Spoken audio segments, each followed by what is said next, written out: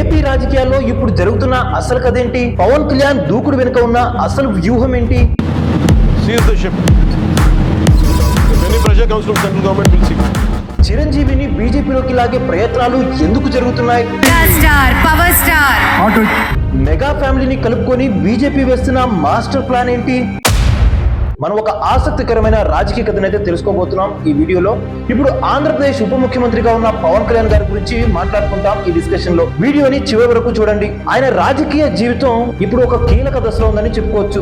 21 assembly స్థానాల్లో తన పార్టీని గెలిపించుకొని జాతీయ స్థాయిలో ఒక ప్రత్యేకమైన నాయకుడిగా ఎదిగారు పవన్ కళ్యాణ్.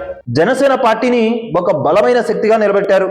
అయితే ఆయన ఉప ముఖ్యమంత్రిగా కొంచెం దూకుడుగా నిర్ణయాలు తీసుకుంటూ, ఎక్కడ నెమ్మదిగా ఉండాలో అక్కడ నెమ్మదిగా ఉంటూ, ఎక్కడ వేగంగా ఉండాలో అక్కడ వేగంగా డెసిషన్స్ తీసుకుంటూ రాజకీయాన్ని చాలా జాగ్రత్తగా ప్లాన్ చేసుకుంటున్నారు పవన్ కళ్యాణ్. అంతేకాదు తన పార్టీని బలోపేతం చేసుకుంటూ ముందుకు సాగుతున్నారు.